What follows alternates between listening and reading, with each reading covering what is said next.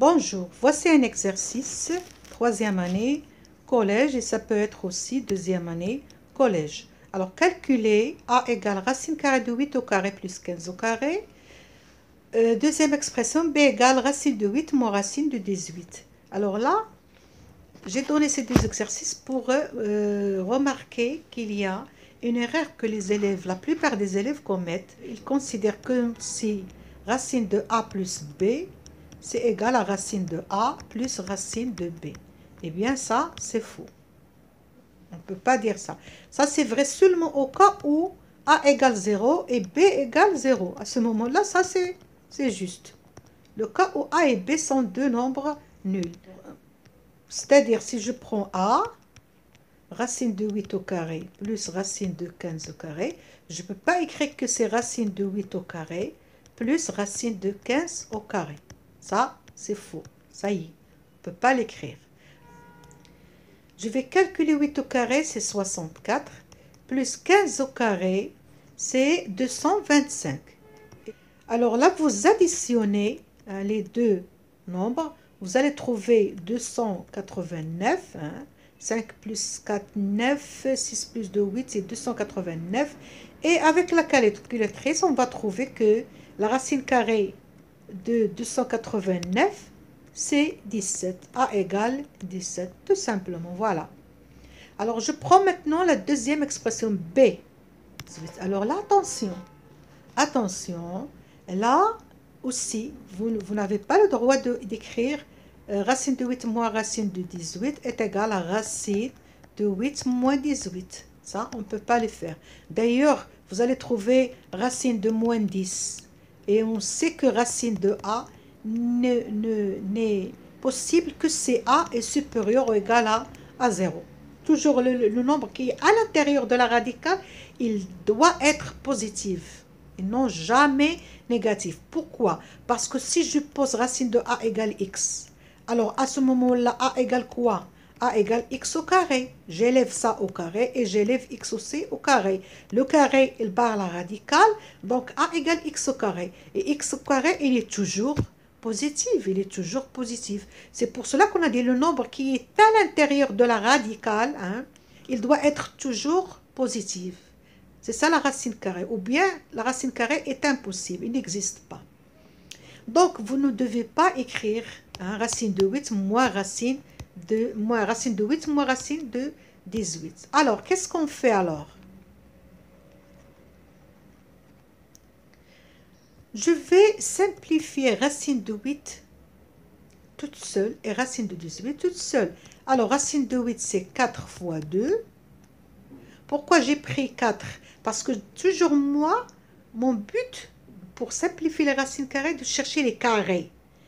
Toujours on cherche les carrés. Pourquoi? Parce que la racine carrée, si je lève la racine carrée au carré, qu'est-ce que fait le carré? Il barre la radicale. Et je trouve A. Il barre la radicale.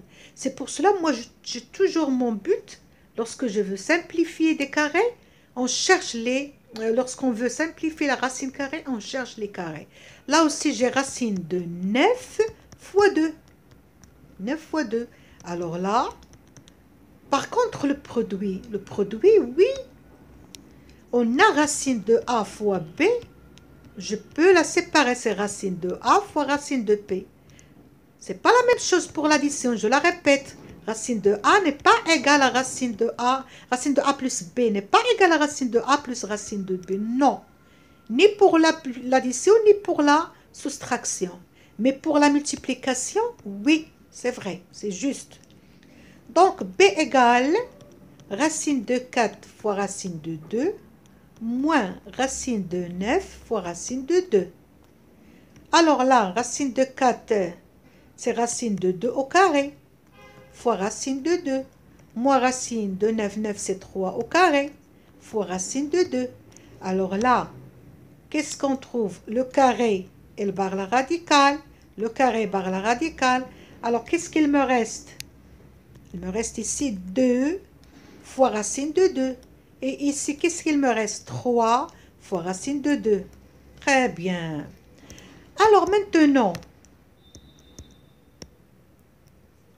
B égale, regardez, j'ai ici fois, ici fois.